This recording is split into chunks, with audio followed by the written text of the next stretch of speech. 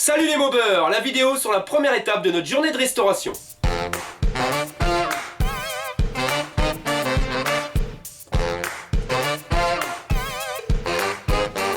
On va commencer par vider le réservoir.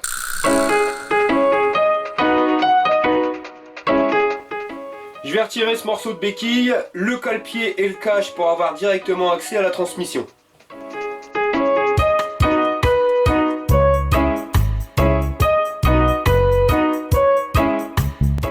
Lorsque vous faites une restauration comme ça, arrangez-vous toujours pour remettre le plus de vis possible à leur place. C'est-à-dire, vous voyez là j'ai retiré l'écrou pour mon axe, mais je vais venir leur positionner. Même si je leur sers pas, ça évitera de chercher pendant 15 jours après cet écrou.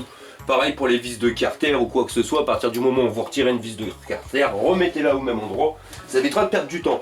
Deuxième petite astuce, servez-vous directement d'une caisse en plastique. Moi j'ai même servir d'une caisse en plastique vide pour cette bécane. Et je vais venir y mettre donc à l'intérieur toutes les pièces que j'aurais enlevées de la bécane. Au pire, si jamais je devrais faire la restauration sur plusieurs jours, voire des mois, ou même si je devrais attaquer une autre restauration, j'aurai toujours la caisse avec les pièces de la bécane, ça m'évitera de mélanger et ainsi de galérer. Je vais démonter le bras de kick et je vais enlever aussi le circuit pour pouvoir accéder plus facilement à l'embrayage et le retirer tout simplement.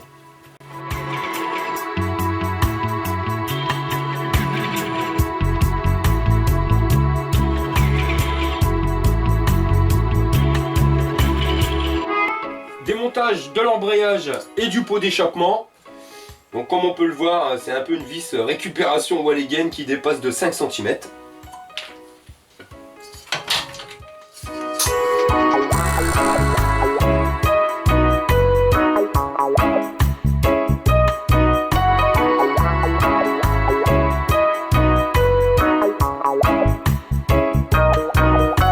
Concerne le pot, à part la patte de fixation c'était nickel, mais alors au niveau transmission, je vous laisse regarder les pignons, vous voyez là on était à la limite de la cassure d'une dent.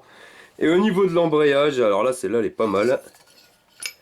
Regardez, il manquait les circlips à l'intérieur, enfin tout se baladait. Bon, heureusement qu'on l'a démonté.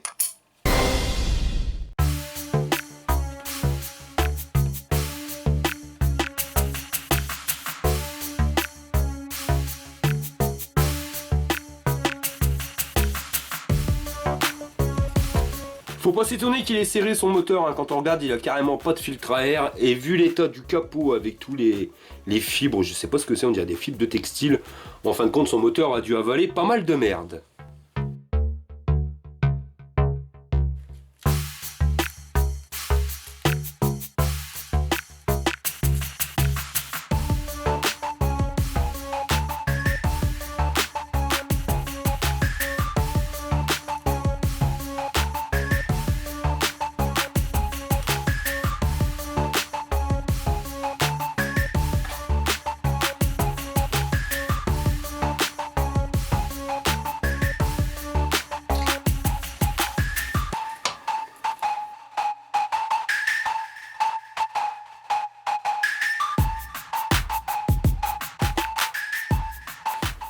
Vu l'état des connexions, je vais pas perdre mon temps à essayer de rafistoler tout ça, je vais couper, enlever et je vais refaire un nouveau faisceau.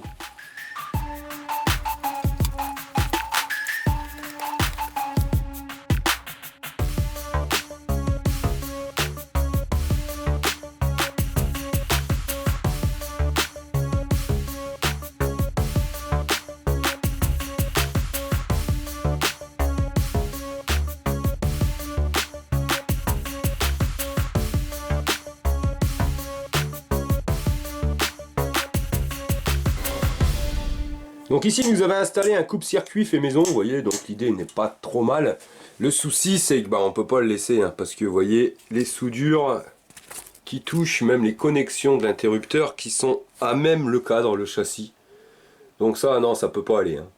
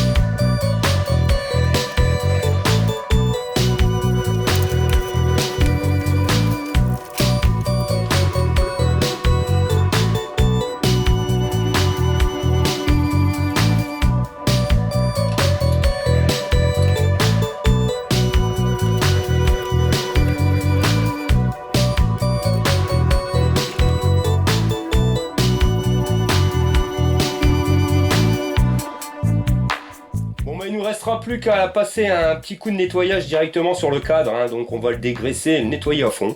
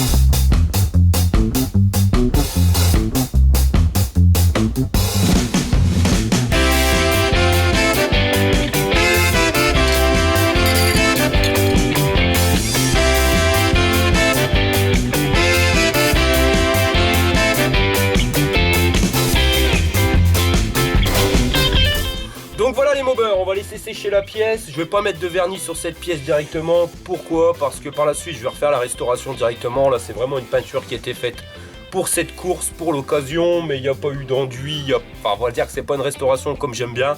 Et la bécane d'origine en bleu et jaune, elle était magnifique. Donc elle va revenir en bleu et jaune. Mais bon, pour la course, on va lui donner quand même une petite beauté. Aussi, pourquoi je me suis pas embêté au niveau de la peinture? Parce que sur une course, il y a quand même une chance sur deux qu'on ripe, qu'on se ratame ou qu'on s'éclate la saucisse. Donc automatiquement, comme au Tour de France, je m'étais rétamé, mais il y avait les sacoches sur le côté. Je sais que c'est une bécane de course, on pourrait mettre des sacoches pour aller faire les courses, mais on va pas faire ce type de course. Donc si jamais je tombe, on pourra tout refaire, donc autant qu'on s'embête pas plus. Donc voilà les mobbers, je vous dis à demain pour l'étape 2 de la restauration de la SPX pour la course du Grand Ride. Allez les mobbers, fire! Tu es passionné de deux roues? Tu veux participer à un rassemblement ou tout simplement partager un bon plan? Rejoins-nous sur Facebook, le Mobber.